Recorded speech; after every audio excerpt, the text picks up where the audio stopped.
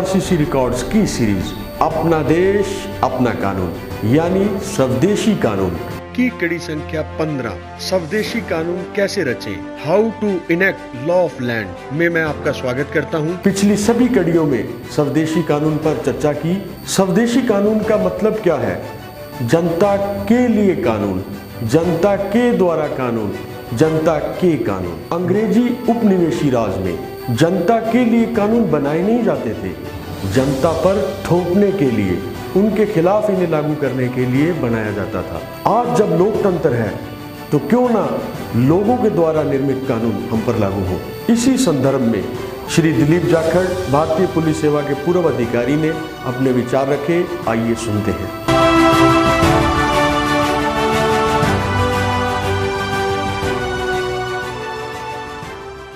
आज हम इस मुद्दे पर बात करना चाहेंगे कि स्वदेशी कानून कैसे रचें। इस विषय पर मेरी एक किताब, जिस पर मैं बहुत सालों से काम कर रहा था, इस किताब का नाम स्वदेशी कानून है। इस किताब के 11वें अध्याय में इस बारे में विस्तार से ये चर्चा की गई है कि स्वदेशी कानूनों की रचना कौन करे और कैसे करे। सबसे पहले आइए हम इंग्लैंड का उदाहरण देखें। इंग्लैंड के सरकार ने, संसद ने और प्रिवी काउंसिल ने भारत के वकीलों, न्यायिक अधिकारियों और सरकारी अधिकारियों को ये हिदायत दी थी कि वो भारतीय कानूनों की तुलना इंग्लिश कानूनों से नहीं करें। इंग्लैंड में जो इंग्लिश कानून हैं वो जनता की सहमति से और जनता की भलाई के लागू किए गए, जबकि अपने उपनिवेशों में और गुलाम देशों में उन्होंने जनता के शोषण के लिए दमनकारी कानून लागू किए थे। वो नहीं चाहते थे कि इनकी तुलना हो और गुलाम देशों और उपनिवेशों में बगावत के तेवर फैलें।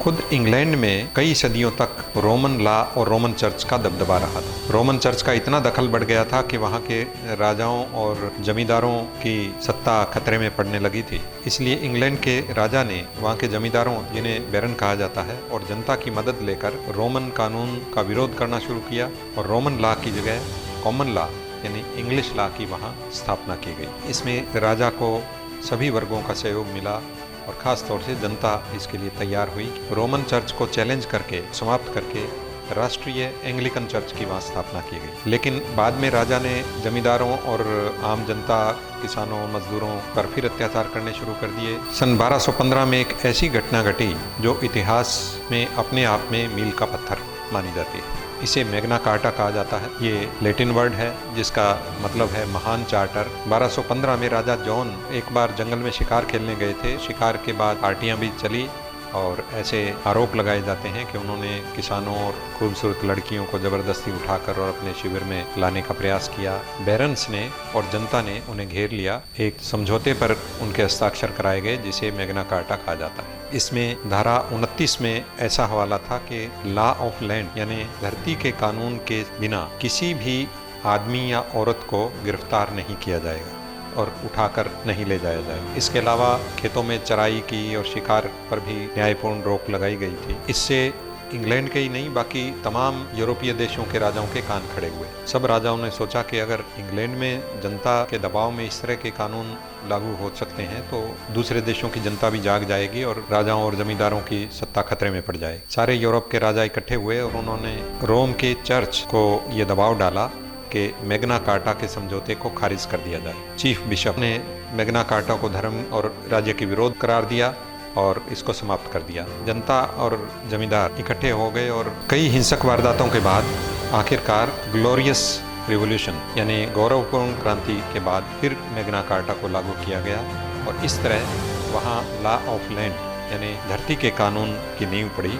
कोर्ट ने भी इसको मान्यता दी। ये एक तरीके से लोक राज की, लोगों की सत्ता की शुरुआत थी और सही मायने में कहें तो लोकतंत्र की शुरुआत थी। इटली में गैरीबाल्डी नाम के एक योद्धा ने बहुत बड़ा कारनामा अंजाम दिया था। उन्होंने इटली का एकीकरण किया। उन्होंने एक युद्ध में पोप की सेना को हराया, पोप को मजबूर करके ऐसा समझौता किया जो जनता के कानून और जनता के शासन की नींव बनी। उस वक्त बहुत से लोगों ने ये सवाल उठाया था कि सारी जनता कैसे राज कर सकती है, कैसे कानून बना सकती है और कैसे बिना किसी राजा के या बिना किसी पोप के कैसे राजकाज चल सकता है। लेकिन गैरीबाल्डी और उनके साथी इस बात पर दृढ़ प्रतिज्ञ थे।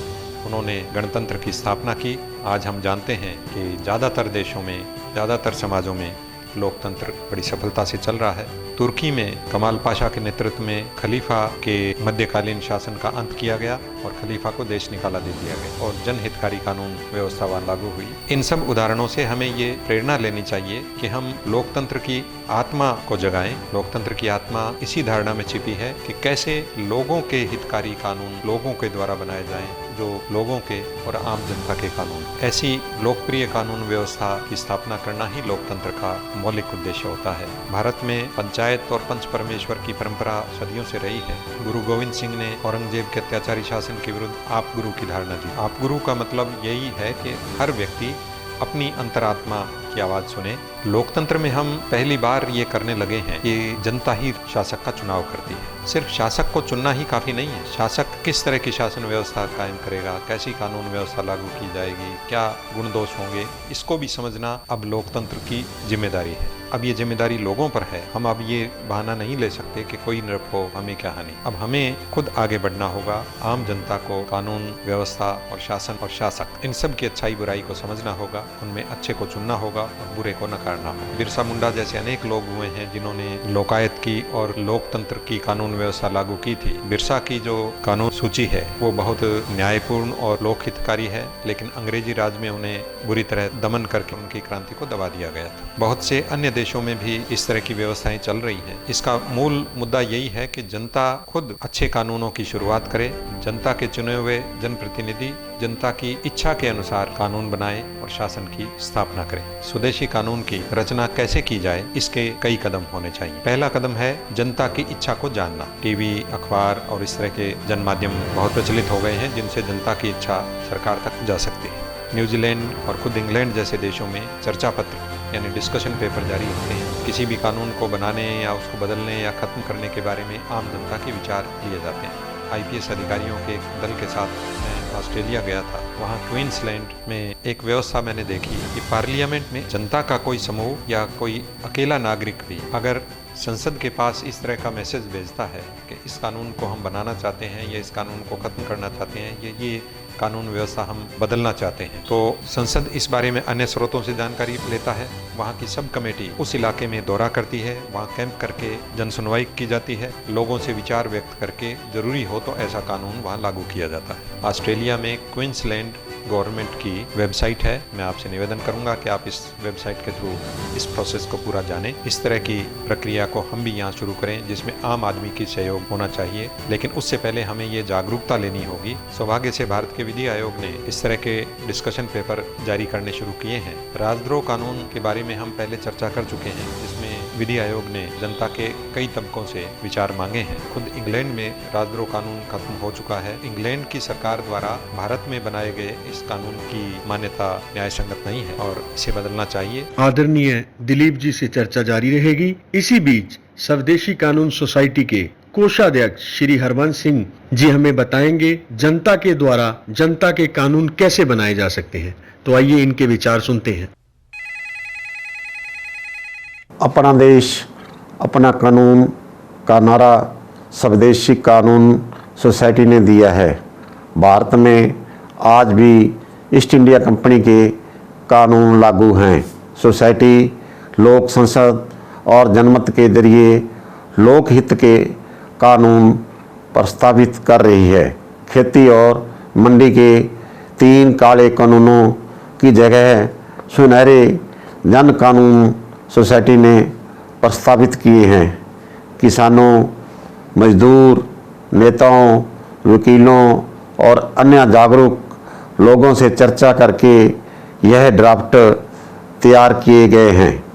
सोसाइटी के अध्यक्ष श्री दिलीप जाखड़ और अन्य सदस्यों ने बहुत मेहनत करके इसे तैयार किया है। अब हम राजस्थान विधानसभा में याचिका के जरिए इन्हें पेश करने का प्रयास कर रहे हैं। मैं सभी जागरूक जनों से मदद के लिए आह्वान करता हूं। धन्यवाद हरवंश जी। तो आपने सुना कि सोसाइटी लोक संसद और जनमत के जरिए लोकहित के कानून प्रस्तावित कर रही है। खेती और मंडी के 3 काले कानून की जगह सुनहरे जन कानून सोसाइटी ने प्रस्तावित किए हैं। जिन्हें राजस्थान विधानसभा में याचिका के जरिए पेश करने का प्रयास कर रहे हैं। तो आइए एक बार पुनः चर्चा में लौटते हैं श्री दिलीप जी से। स्वदेशी कानून की रचना का दूसरा कदम है जन सहमति यानी पीपल्स कंसेंट। इंग्लैंड के एक प्रधानमंत्री थे रॉबर्ट पील, उन्होंने रूल बाई कंसेंट की धारणा दी थी, यानी जन सहमति से शासन। लंदन के एक सरकारी दौरे में मैंने पाया कि वहाँ की पुलिस भी इसी सिद्धांत पर काम करती है। पुलिसिंग बाई कंसेंट की धारणा पुलिस की रगों में बसी हुई है। वहाँ जनता भी और पुलिस भी सहमति से चलती है। भारत में अंग्रेजी सरकार ने और इससे पहले के विदेशी सत्ताओं ने इस तरह का दुष्प्रचार किया था कि भारत के लोग इस योग्य नहीं है कि उनकी सहमति ली जाए। इंग्लैंड के प्रधानमंत्री चर्चिल खुलेआम कहते थे कि हम भारत को आज़ादी देना चाहते हैं, लेकिन भारतीय लोग इस लायक नहीं है कि वो आज़ादी को संभाल सकें। इसी तरह की बातें बहुत से अंग्रेजी विधिवेत्ताओं ने की थी। लॉर्ड मैकाले का भी यही मत था। उन्होंने खुलेआम ये कहा था कि गवाही पर और बयानों पर दस्तखत कराए जाने शुरू कर दिए, तो क्योंकि ज़्यादातर जनता अनपढ़ है इसलिए उनके कानूनों का, उनके बयानों का दुरुपयोग होगा। ऐसी अफवाहों पर हम आंख मूंद के विश्वास करते हैं। आज तक वकील, पुलिस अधिकारी और बहुत से विधिवेत्ता इन्हीं बातों को दोहराते हैं। जबकि साक्षरता आज भारत में 70% से भी ज़्यादा हो गई है। लोगों में जागरूकता बढ़ी है, जनता के अधिकार बढ़े हैं, जनता अपने अच्छे बुरे को समझने लगी है, कानूनों को, शासन की अच्छाई बुराई को समझ रही है। इस प्रक्रिया को हम तभी आगे बढ़ा सकते हैं जब हम जनता की जिम्मेदारी को स्वीकार करेंगे, उसको मान्यता देंगे। एक अनुभव मैं आपसे शेयर करना चाहूँगा। मैं जोधपुर पुलिस कमिश्नरेट में था। वहाँ एक बाजार में इस तरह की व्यवस्था की गई कि दिन के समय में वन वे ट्रैफिक और ट्रैफिक कंट्रोल लागू किया गया। कुछ व्यापारियों को उससे एतराज़ था, काफ़ी एजिटेशन हुआ। आखिरकार मैंने अधिकारियों को कन्विंस किया और उस बाजार के सभी व्यापारी संगठनों से खुलेआम बात की। कोई लोहा मंडी थे, कोई बर्तन के व्यापारी, कपड़ा व्यापारी, उन सब के संगठन के अधिकारी आए। सबकी सहमति से विस्तार से बात हुई। लेकिन क्योंकि अब जनता से सुझाव मांग लिए गए थे, जनता सहमत हो गई थी और उनको इस बात से आगाह कर दिया गया था कि ऐसी व्यवस्था करना क्यों जरूरी है, ये सबके हित में है। जनता ने और व्यापारियों के सारे वर्गों ने इसको बड़ी खुशी से स्वीकार किया और वो बड़ी सफलता से चालू रही। ऐसी व्यवस्था वन रक्षा समिति और सिंचाई के क्षेत्र में जन समितियों में भी देखी जाने लगी। अगर इनमें जन सहयोग से व्यवस्था चल सकती है तो कानून के निर्माण और शासन की रचना में भी जन सहयोग से काम हो सकता। तीसरा कदम है विरोध को मान्यता देना।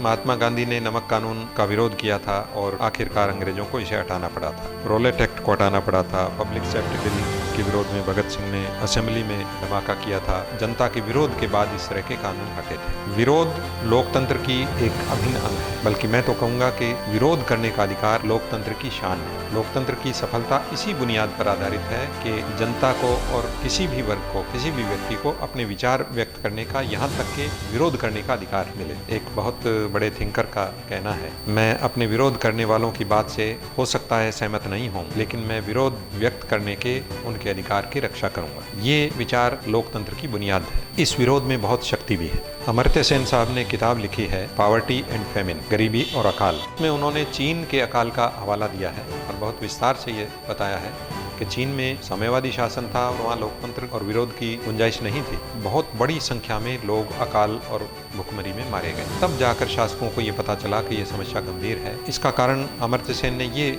माना है कि अगर लोकतंत्र नहीं हो और तानाशाही की व्यवस्थाओं में कई समस्याएं खड़ी हो जाती है, विकास रुक जाता है, यहाँ तक कि बगावतें और खून खराबे शुरू हो जाते हैं। हमारे यहाँ भी आपातकाल में अखबारों पर और मीडिया पर रोक का बहुत नुकसान हुआ, जनता को भी, समाज को भी और देश को भी। ईस्ट इंडिया कंपनी कॉलेज में हेलीबेरी पब्लिक स्कूल और कई शिक्षा संस्थाएं चलती हैं। वहाँ स्कूल पार्लियामेंट यानी स्कूल संसद चलती है। बच्चों को पक्ष और विपक्ष में भूमिका अदा करने की छूट है। इतना ही नहीं, यूएनओ यानी संयुक्त राष्ट्र संघ का एक मॉडल उस स्कूल में है। एक बच्चा अमेरिका के राष्ट्रपति का रोल करता है, दूसरा कांगो के प्रेसिडेंट का रोल करता है, तीसरा भारत के प्रधानमंत्री का रोल करता है। विरोध करने और वीटो करने के अधिकार की ट्रेनिंग दी जाती है। ये सब विरोध की शक्ति के प्रतीक हैं। लोकतंत्र के ये बुनियादी जरूरतें हैं, इसलिए हमें विरोध को न सिर्फ मान्यता देनी चाहिए बल्कि इसको स्वागत करना चाहिए। चौथा उपाय हम शैडो कैबिनेट के रूप में ले सकते हैं। लोकतंत्र का जनक इंग्लैंड को माना जाता है। वहाँ एक व्यवस्था है मिरर कैबिनेट या शैडो कैबिनेट। कैबिनेट यानी छाया मंत्रिमंडल। विपक्षी पार्टी के सदस्यों को एक छाया मंत्रिमंडल बनाने की व्यवस्था होती है जिसे कानूनी रूप से मान्यता मिलती है। हर मंत्री के छाया के रूप में, उसके ये कहें कि विरोधी के रूप में मंत्रियों की तैनाती होती है। वो मंत्री अपने अपने विभाग में जनता के साथ संपर्क करके और वैकल्पिक कानून व्यवस्था की प्रस्ताव पेश करते हैं। उनमें से अच्छे कानून होने पर उन्हें लागू भी किया जाता है। और अगर ये जनता को लगे कि विपक्ष के जो शैडो कैबिनेट है वो शासन करने वाली कैबिनेट से और मंत्रियों से ज्यादा इफेक्टिव है तो अगले चुनाव में विपक्षी पार्टी को शासन सौंपा जाता है। इसकी नकल पर बहुत से देशों ने शैडो कैबिनेट का सिस्टम स्वीकार किया है। 2-3 राज्यों में जैसे केरल और गोवा में कुछ जन संगठनों ने शैडो कैबिनेट बनाए हैं। एक दो जगह कुछ राजनीतिक पार्टियों ने भी शैडो कैबिनेट बनाई है, लेकिन इसको कानूनी मान्यता अब तक नहीं मिली। मेरा ये मानना है कि शैडो कैबिनेट बनाने से स्वदेशी कानून और जनता के कानून बनाने में सहायता मिलेगी। 5वां कदम हम रूल ऑफ लॉ के रूप में उठा सकते हैं, लेकिन इसमें शर्त यह है कि वो लॉ वास्तव में जनहितकारी हों, न्याय पर टिके हों, न कि शोषण और दमन पर। छठा और आखिरी उपाय हम उस सिस्टम में तलाश कर सकते हैं जिसमें लॉ एंड ऑर्डर जनहितकारी हो। इसी से पब्लिक ऑर्डर का विकास होता है, वरना छोटी छोटी घटनाएं कई बार अफवाहें फैलकर और दंगे और पब्लिक ऑर्डर को ध्वस्त कर देते हैं। इसका तीसरा कदम स्टेट ऑर्डर यानी राज व्यवस्था होती है, जिसमें पूरे देश की शासन व्यवस्था बहुत सुचारू कैसे चले इस बारे में पुख्ता इंतजाम किए जाते हैं। और इसी पर टिका है वर्ल्ड ऑर्डर यानी विश्व व्यवस्था। ऐसे अनेक उदाहरण हैं जिसमें किसी एक देश की गैर कानूनी हरकत से कई देशों में शांति भंग हो गई, लेकिन इसकी पहली सीढ़ी है किसी देश के खुद की कानून व्यवस्था न्यायपूर्ण होना। हमें यहाँ से शुरुआत करनी होगी ताकि हम वर्ल्ड ऑर्डर तक, विश्व व्यवस्था तक अपने आप को प्रभावी तरीके से पहुँचा सकें और विश्व व्यवस्था में महत्वपूर्ण भूमिका निभा सकें। धन्यवाद।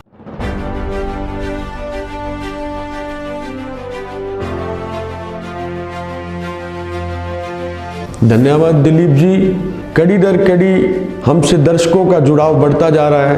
ईमेल, व्हाट्सएप, फोन के जरिए लगातार दर्शक हमें शुभकामनाएं प्रेषित कर रहे हैं। साथ ही बहुत से दर्शकों के कुछ सवाल हैं जो आने वाली कड़ियों में श्री दिलीप जी उन सवालों के उत्तर देंगे। जल्दी से चैनल सब्सक्राइब करें, साथ ही बेल आइकन दबाएं ताकि आपको नई नई अपडेट्स, नई नई सूचनाएं मिलती रहें। धन्यवाद।